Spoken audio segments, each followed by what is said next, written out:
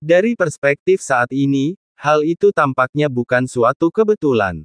Alasan mengapa Chu Feng berkata demikian adalah karena dia sempat berbincang dengan Bai Yunxing dalam perjalanan ke sini.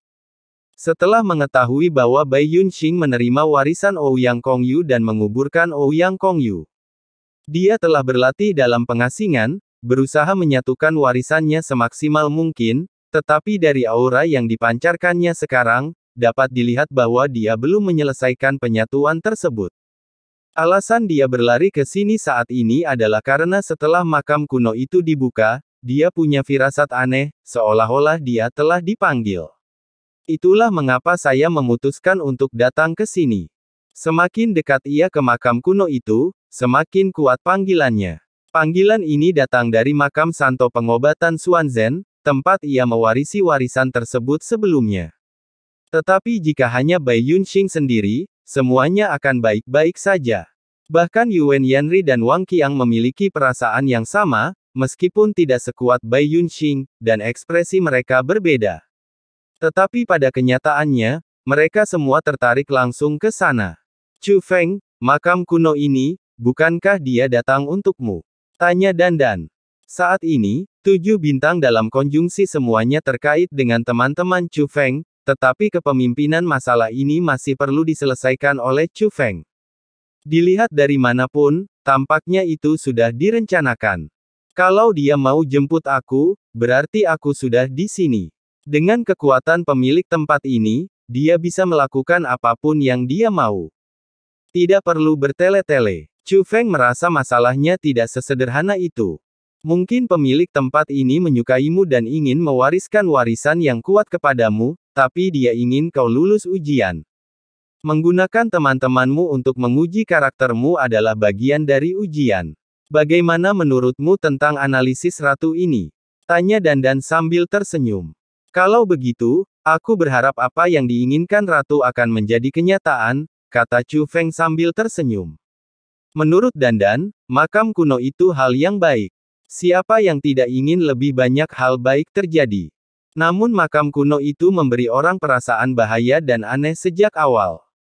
Meskipun Chu Feng berharap sesuatu yang baik akan terjadi, dia selalu merasa bahwa hal-hal di sini tidak akan sesederhana itu. Tidak banyak orang yang datang dari klan ikan Xianhai.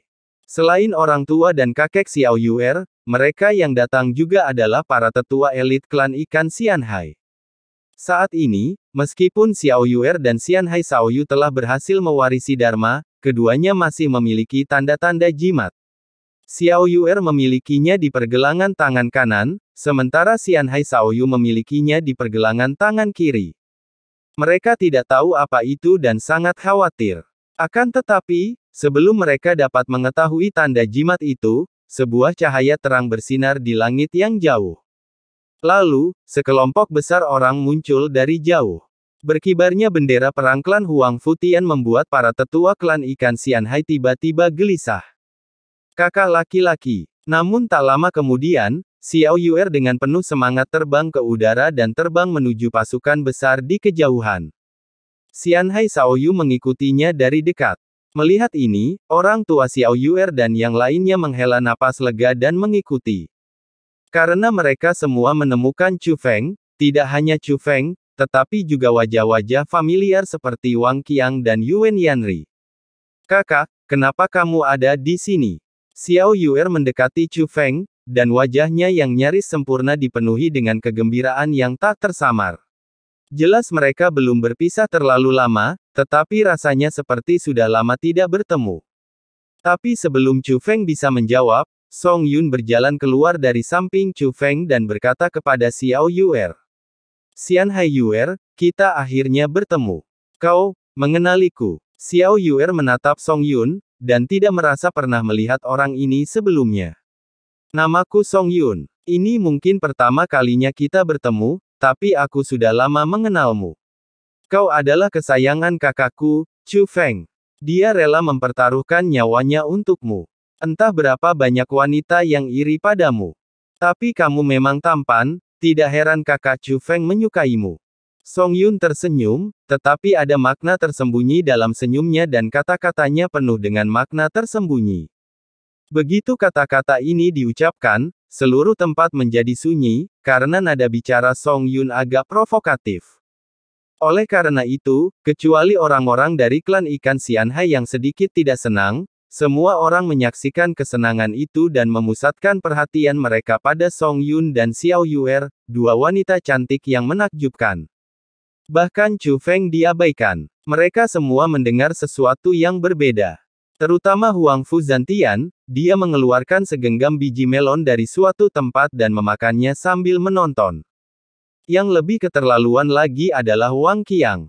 Ketika dia melihat biji melon, dia mengulurkan tangannya. Ayo, makanlah. Huang Fu Zantian cukup murah hati dan langsung menyerahkan tas Qiankun kepada Wang Qiang, yang penuh dengan biji melon. Pada saat yang sama, kegembiraan Xiao Yuer saat melihat Chu Feng mendingin drastis karena kata-kata Song Yun, tetapi dia masih bertanya dengan sopan sambil tersenyum. Mengapa saya tidak mengerti apa yang dikatakan saudari ini? Tidakkah kamu mengerti? Dulu aku dari sekte penjara, kata Song Yun. Yu Zong. Mendengar ini, Xiao Yuer langsung menunjukkan permusuhan di wajahnya. Namun Song Yun menambahkan, tapi itu dulu. Aku bukan lagi anggota sekte penjara. Lagi pula, aku bukan musuhmu. Saat kau ditangkap oleh sekte penjara, akulah yang memberi tahu saudara Chu Feng lokasimu. Jadi, aku berutang sedikit padamu. Tapi aku tidak butuh balasanmu. Aku hanya merasa bahwa saudara Chu Feng bersedia mengorbankan nyawanya untukmu. Song Yun berkata sambil tersenyum, lalu menatap Chu Feng lagi, saudara Chu Feng, apakah saudari Ziling pernah melihat saudari Yuer yang cantik, manis, dan menyenangkan ini? Aku penasaran apakah Suster Ziling akan cemburu jika dia tahu betapa kamu menyayangi Suster Yuer. Adikmu Ziling tidak pelit, jadi jangan khawatirkan dia. Setelah Chu Feng selesai berbicara, dia tersenyum dan berkata kepada Xiao Yuer. Song Yun juga adikku. Dia cuma suka bercanda. Jangan terlalu dipikirkan.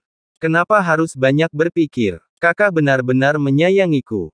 Xiao Yuer tersenyum manis. Saat berhadapan dengan Chu Feng, ia seolah melupakan semua kekhawatirannya. Namun, ia juga bertanya dengan rasa ingin tahu, kakak, bagaimana kau menemukan tempat ini? Iya, Chu Feng, kamu tidak pergi. Kenapa kamu kembali dan membawa begitu banyak orang? Xianhai Shaoyu juga bertanya. Itu cerita yang panjang. Setelah itu, Chu Feng menceritakan kepada orang-orang dari klan ikan Xianhai mengapa dia datang ke makam kuno dan pengalamannya setelah tiba di makam kuno, termasuk bahwa mereka semua berada di jalan buntu dan hanya 7 bintang berturut-turut yang bisa memecahkannya. Namun, setelah mengetahui apa yang terjadi, Xianhai Shaoyu tidak terlalu peduli dengan situasi mereka saat ini. Sebaliknya, ia memandang klan Dewa Roh di belakang Chu Feng dan berkata, ya Tuhan, begitu banyak Master Roh Alam Naga Langit di sini untuk membantumu. Beruntung. Chu Feng tersenyum tipis. Kakak, bisakah kamu merasakan letak bintang kelima sekarang? Baiklah, kata Chu Feng. Lalu kapan kita berangkat? Tanya Xiao Yuer. Sekarang. Setelah itu, Chu Feng dan yang lainnya segera berangkat. Dalam perjalanan, Chu Feng juga mengetahui bahwa Xiao Yuer dan Xianhai Shaoyu telah mendapatkan banyak hal setelah kembali ke tanah leluhur mereka. Tetapi kemudian, mereka berdua merasakan perasaan aneh di tubuh mereka. Singkatnya, mereka juga dipanggil oleh makam Dewa Suci Pengendali Laut.